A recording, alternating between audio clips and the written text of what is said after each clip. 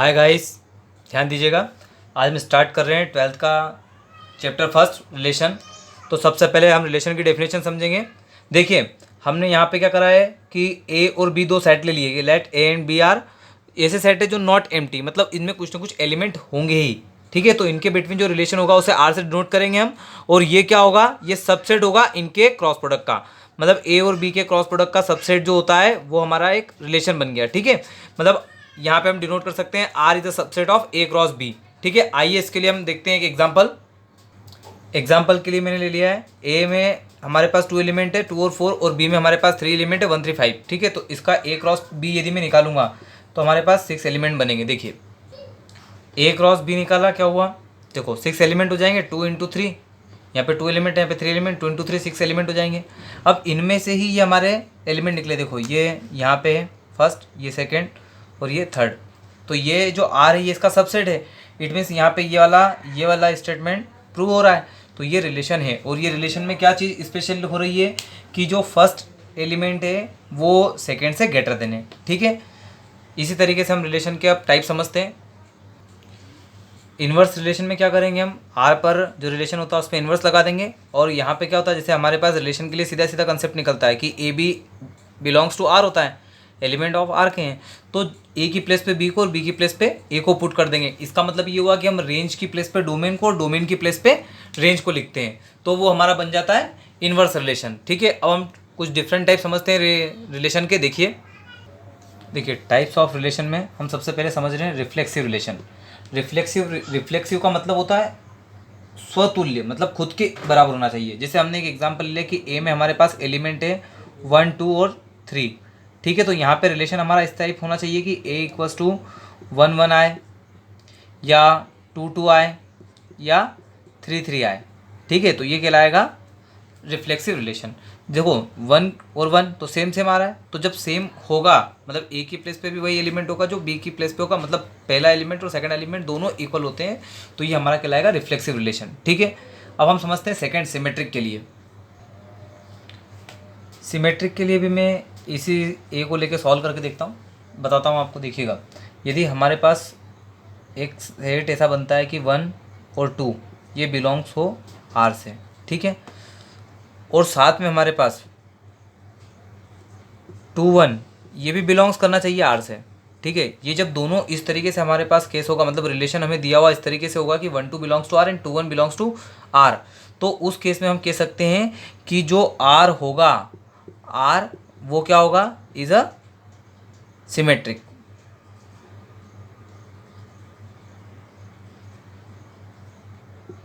ठीक है, यदि ऐसा रिलेशन होगा तो हम कह सकते हैं कि ये एक सिमेट्रिक रिलेशन है। तो रिफ्लेक्सिव रिलेशन क्लियर हुआ, सिमेट्रिक रिलेशन हुआ। अब समझते हैं हम ट्रांजिटिव। ठीक है, ट्रांजिटिव के लिए भी मैं इसी ए को लेके सॉल्व करके समझाता हूँ। देखिएगा, ध्यान दीजिएगा। यहाँ पे हमारे पास ए में एलिमेंट क्या क्या है 1 2 3।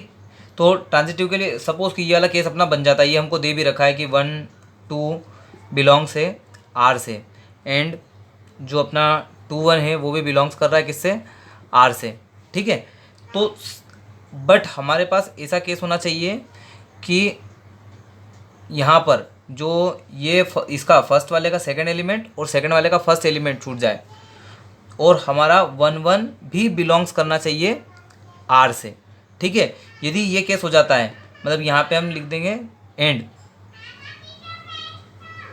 1 1 इज बिलोंग्स टू आर, मतलब ये तीनों के कंडीशन हमारी ऐसी होने के बाद में, यदि ऐसा भी हो सकता था यहाँ पे हम और आगे जाते तो 1 2 2 3, यदि यहाँ हम 2 3 ले लेते, सपोज करो कि यहाँ पे हमने 3 ले लिया 1 हटा के, तो यहाँ पे आपका क्या जाता 1 3, और ये भी बिलोंग्स होना चाहिए आर से, तो वो हमारा रिलेशन कहलाएगा ट्रांजिटिव रिलेशन। ठीक है, और ऐसा नहीं होता है तो हम बोलेंगे नॉट ट्रांजिटिव। ठीक है, ऐसे ही सिमेट्रिक में भी था कि यदि नहीं होता तो हम कहते नॉट सिमेट्रिक। ठीक है, और यदि ये 1 1 फॉलो हो रहा है, 2 2 आ रहा है, 3 3 आ रहा है, यदि ये रिलेशन नहीं दिया हुआ होता है क्वेश्चन में, तो हम कहते हैं इज नॉट रिफ्लेक्सिव। ठीक है, और किसी भी चीज़ को हमें स्टडी करना है, जैसे हम अभी पढ़ेंगे तो हमें एग्जाम में जो क्वेश्चन आते हैं वो किसके लिए आते हैं, इक्विवेलेंट रिलेशन के लिए। यदि ये तीनों कंडीशनें फॉलो होगी तो ही हम कहेंगे कि रिलेशन कैसा है, इक्विवेलेंट रिलेशन है। ठीक है, हिंदी में जिसे कहते हैं स्वतुल्य संबंध। ठीक है, तो इक्विवेलेंट रिलेशन के लिए ये तीनों चीज़ें होना जरूरी है। लास्ट आपका आता है एंटी सिमेट्रिक। तो एंटी सिमेट्रिक अभी समझते हैं हम। एंटी सिमेट्रिक लाइटली समझ लेते हैं। देखो हमने इसमें लिया कि ए बी जो बिलोंग्स कर रहा है रिलेशन आर से, और बी ए वो भी बिलोंग्स कर रहा है रिलेशन आर से, तो ये इस तरीके से होंगे कि ए इक्वल होगा बी के और ए बी बिलोंग्स करेगा किससे, मतलब जितने भी ए बी एलिमेंट होंगे वो सभी किससे बिलोंग्स करेंगे, ए से। तो इस तरीके का रिलेशन हमारा कहलाएगा एंटी सिमेट्रिक, ठीक है। बट हमारे लिए मोस्ट इंपॉर्टेंट टॉपिक है, ये मोस्ट इंपॉर्टेंट टाइप है ये तीनों, इनका एक क्वेश्चन एग्जाम में पूछा जाता है अधिकतर बार, ठीक है। तो हम देखेंगे क्वेश्चन। हमने क्वेश्चन लिया है कि show that the relation R is a set, A में एलिमेंट दे रखे हैं हमें, और जो रिलेशन है वो कैसा दे रखा है 1 2 2 2 1 1 4 4 1 3 3 3 और 3 2, ये इसका रिलेशन है।